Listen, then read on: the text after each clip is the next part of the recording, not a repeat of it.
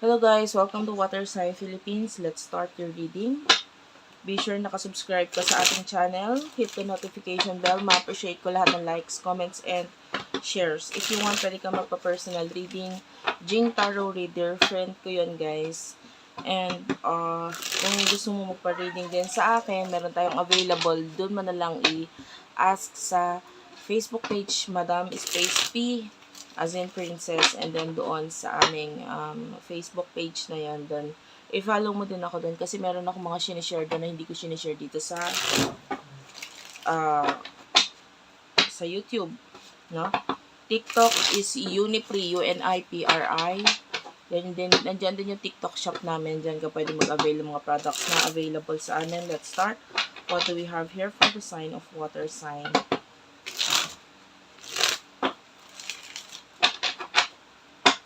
One last shuffle.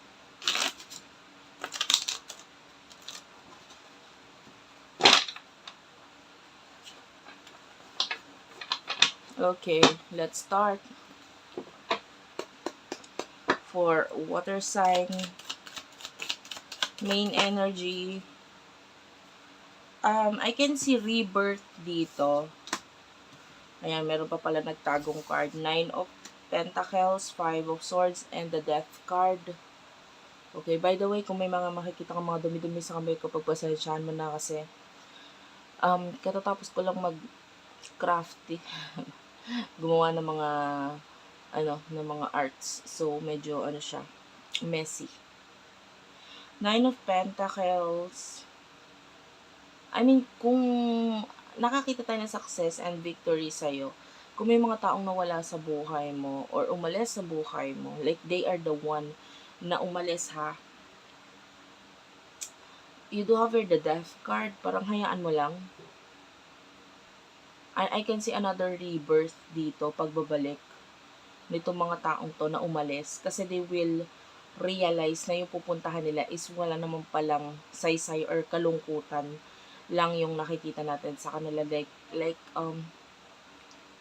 I can see them begging in the near future. Pero in the near future, you will be more cold-hearted eh. Babalik sila pero mas gagamitin mo yung utak mo rather than sa puso mo regarding dito sa mga taong to. Nandun yung open ka sa kung ano yung mga dadating with the world. But nandun yung pagiging maingat mo na lang then. And the way I see this, in the near future, you will become more happy. No, happier. Kasi, eto nga, nakakita ka rin, ikaw rin mismo makakaramdam ng success na yun. Like, it could be maliit na success or big success, it doesn't matter, but still, it's a success, diba? It's still a victory. No, meron pa rin bagay na dapat i-celebrate regarding doon. Sino yung person nakakonect mo pagdating sa love? Person you are dealing with pagdating sa love. You cover the Tower.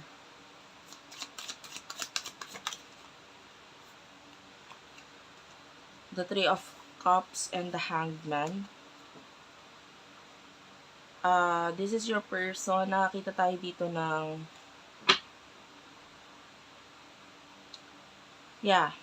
this could be a friend or someone could be waiting.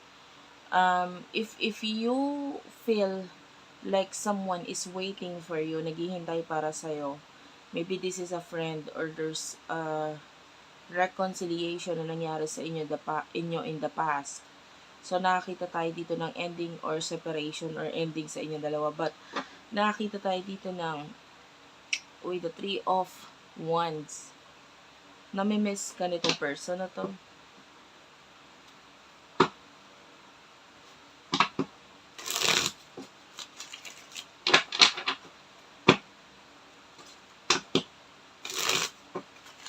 Ano yung emosyon niyo sa isa't isa?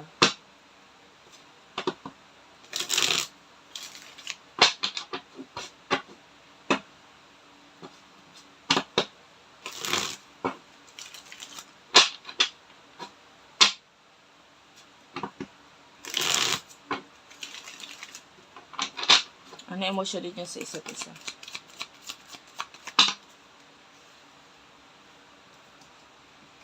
Six of Swords is here. You're moving on. You're moving on.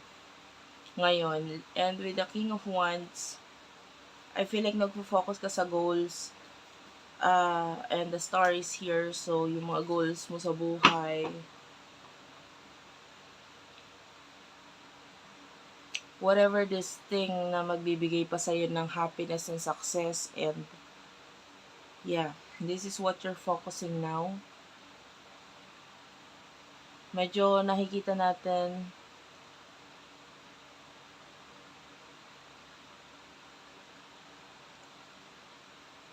if you're currently in a relationship, I don't know, there's this feeling na kung ano yung gustong mangyari ng person mo or kung ano yung gusto ng person mo, goal niya sa buhay, parang gusto mo na din. Pero nandun yung anytime na mawala siya sa buhay mo, parang okay lang. You're not that invested dito sa relationship na ito or sa connection na to. Parang kung mawawala siya, parang sa'yo okay lang. Kasi sa ngayon, tinatry mo na lang pahalagahan or i-nurture yung mga bagay na meron ka. Pero kung kukunin or mawawala sa'yo, okay lang. Parang ganun. Kasi ang dami nang nawala sa'yo in the past para sabihin na natin, sabihin na natin may halaga naman yung taong nandiyan sa paligid mo or yun nga, particular person. Pero hindi to the point na ibibigay mo yung halaga na parang naibigay mo doon sa past mo. But because I can see a lot of pain in the past na na-experience mo, kaya nagkaroon ka na ng parang boundary sa sarili mo na hanggang dito lang. Hindi mo pwedeng sobrahan yung care or pagmamahal mo dito sa person na ito. Like, that's the energy.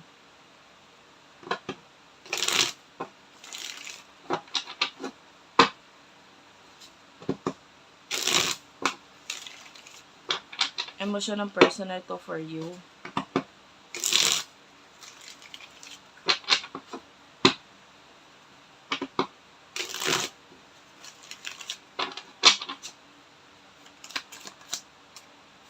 You do have the Sun, the Nine of Swords, and the Seven of Pentacles. Oh well, nalulungkot pa rin siya. I can see na may part of this person is nalulungkot, na i-stress, but there's this part of this person din naman na masaya siya. Masaya na lang din siya para sa'yo. The Seven of Pentacles, maybe pagdating sa finances, medyo slow.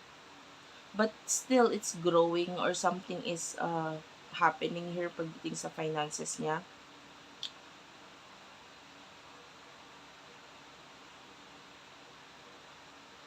Pabalik-balik or ano yung person na tayo, wishy-washy. There's this feeling na parang gusto niyang bumalik or gusto niya makipag-communicate sa'yo. There's this part of this person na parang wag na lang kaya. Diba? Parang pabago-bago isip niya. So, what will happen in the near future sa inyong dalawa?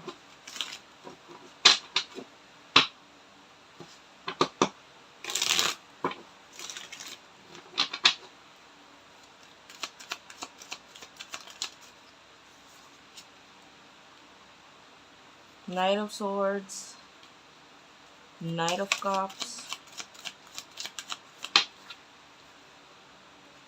Queen of Swords,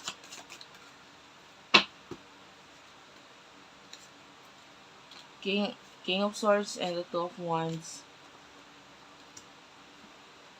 Clarify the Queen of Swords, please.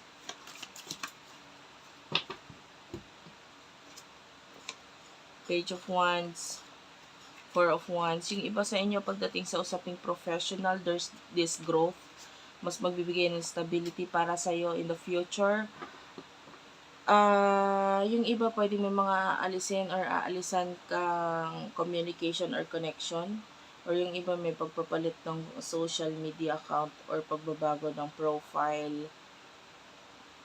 Like creating another profile and then yung mga maybe yung mga friends mo dito sa another profile nito will be parang hindi na ganon. Hindi ka na ganon ka-open sa kanila. So,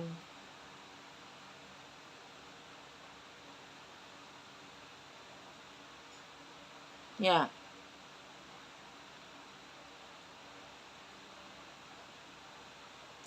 I can see stability for you in the near future. Maganda to. Kasi mas mag-grow ka pa financially.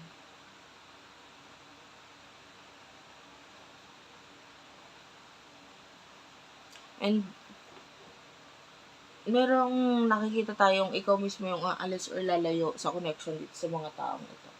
Nabanggit ko nga yung iba, maybe through social media or mga friends mo sa social media. Or yun nga, hindi ka na masyadong ganun ka-open sa kanila or what. Mas nakikita natin focus mismo mga plano mo pagdating sa hinaharap. Or plano mo with regards to your career or finances. Yun yung focus mo. And the more you focus on this, the more na nagiging mas stable siya, nagiging mas maganda yung dating. Yan, yung iba may mga aaralin na talents or skills. Ano to, huwag ka masyadong magmadali. Like, take your time when it comes to learning something new. Kasi magbe-benefit ka dito. Abaan mo lang yung pasensya mo pagdating sa sarili mo. Thank you for watching. I love you all and bye-bye.